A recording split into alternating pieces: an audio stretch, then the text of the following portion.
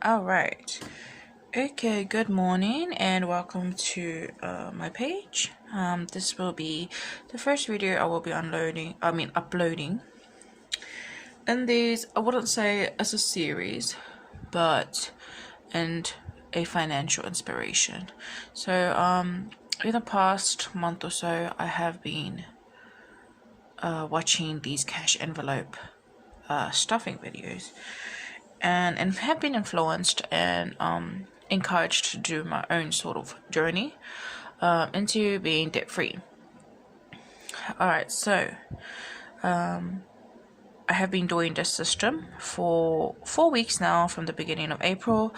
All of a sudden I just wanted to just do it. I've always been into budgeting and financing our own finances, but this year has really been quite tight with our finances. So just a little bit about myself. I do work full-time and I also study full-time as well. My partner does work full-time as well, and we both are employed underneath the same company. I will, however, starting from next week, I will not be working for 4 weeks because I will be on my year 2 placement for teaching. Okay, so that's just a bit about me, and let's get into budgeting for next week, the May 3rd till the 9th. So my budgets will be from Monday to Sunday, and usually I do it on a Saturday or a Sunday, the week before. Alright, cool. So this is my budget book. I've seen some YouTubers out there that do have like a binder and all that stuff, but for me it's a lot easier to have a display folder because I do not like my papers to get wrinkly, and I just like it when it's inside a slip. So this is my budget book. Like I said, I have been starting from April at the beginning. This is how I first started. I went online, looked for some sort of a paycheck by paycheck template because we do get paid weekly, and this is how I started off. I actually started off with writing it down, but I found this template a bit more helpful. So it's like this. This is the second side of the paycheck. I was doing a meal planner and was putting it in here, but I didn't follow this, so instead I went for another one. So we started it off like that, and then I decided to make my own budget sheets that did work for me, and this did. So I will give you an example. So this was last week's budget,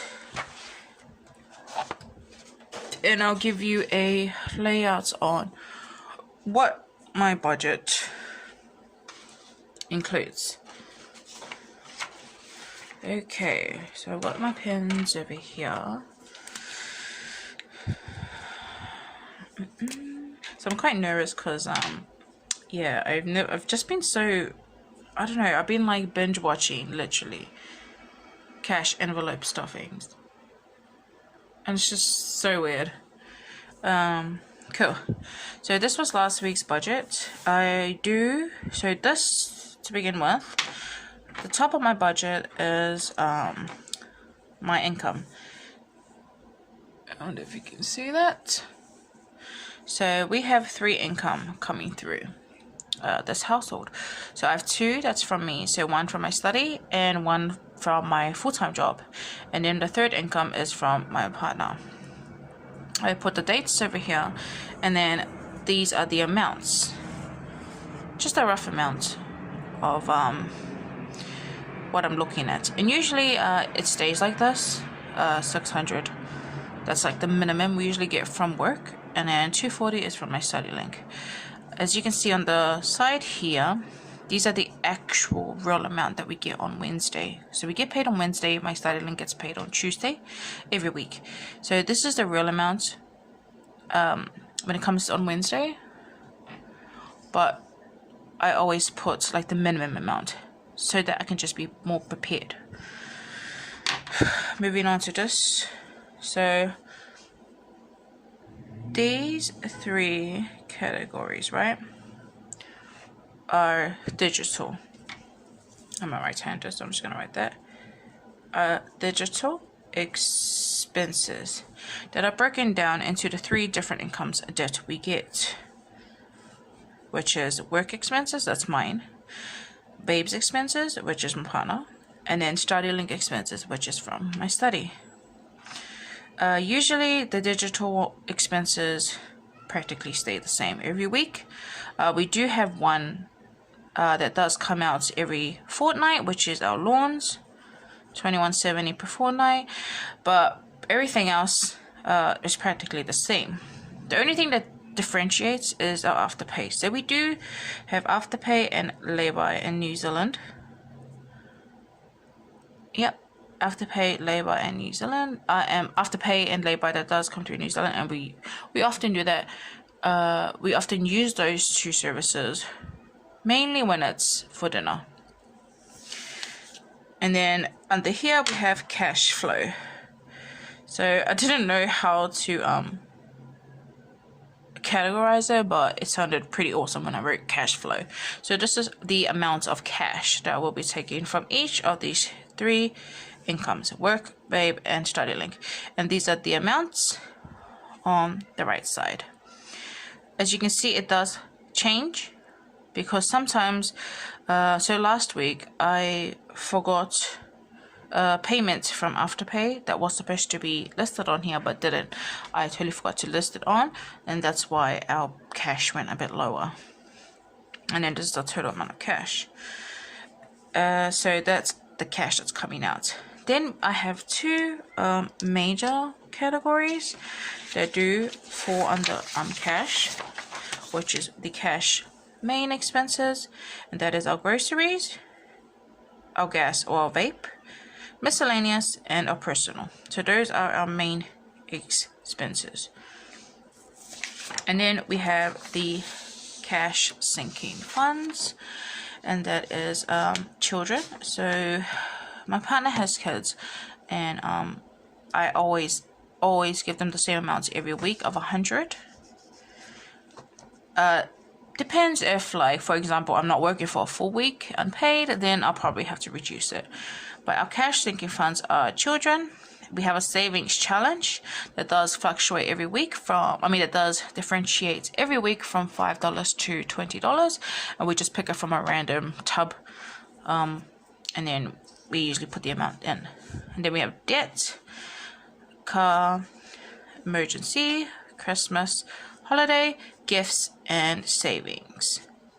So these are our sinking funds. Sometimes we may not put anything in there, and sometimes we do, but I always try to put the minimum at least of $5, because $5 is our lowest note in New Zealand. We do not have notes in $1 or $2.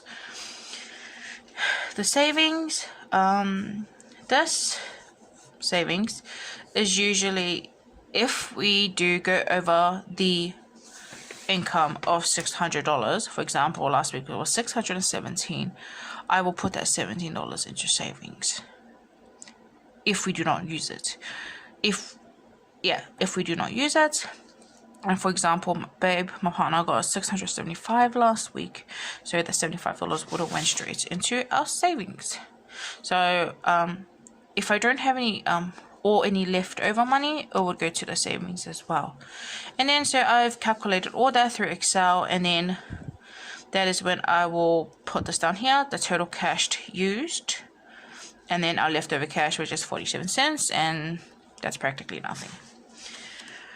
Alright, so I hope I didn't bombard you guys with my wretched as budget.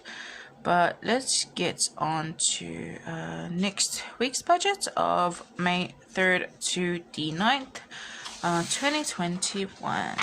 Okay. Cool. Like I said before, we do have a minimum of $600 from work. It will change on Wednesday. Sometimes it will go under, but that's rarely. But most of the time it is usually over. Cool. So Our source is from me, my partner, 600. Study link, 240, comes down to $1,440 next week. My work expenses is rent of $236, DTR of $32, Linza of $40, Baycorp $50, Afterpay $94, which results to $452. My partner's expenses, digital expenses, will be his loan of $215, his rent and own of $50, and Laucal. So Laucal is one of our work colleagues that is having a bonus next week that she's selling, and we have bought one of her of $100, and that will equal to $365. My study link, which comes in on Tuesday on the 4th, I usually pay my lay-by or afterpay with that, so that'll be the lay-by of $24.07, afterpay $79.25 and $46, which results to $149.32. We do use afterpay and lay-by quite a lot, only because we have it for many birthdays. We don't usually use it on essentials because we have a budget for that. Then we have our cash flow. So these are the cash, the leftover money from the digital expenses. So I would probably, so it says 148. I will probably take 140 because you can't take 148 from the ATM, because by the time we get paid on Wednesday, the bank is already closed, so we have to go to the ATM. Babe, my partner, has 235 left over, so I will usually take 230. Study link is $90.68. That'll be $90.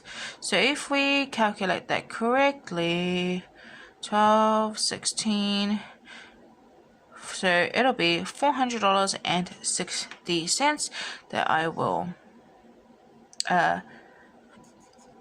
which is totally different to this because of the leftover money that I will withdraw from the ATM. Our cash main expenses. So on Tuesday, I will put in $30 into the groceries. So I have 2 groceries and 2 gas vape and 2 miscellaneous.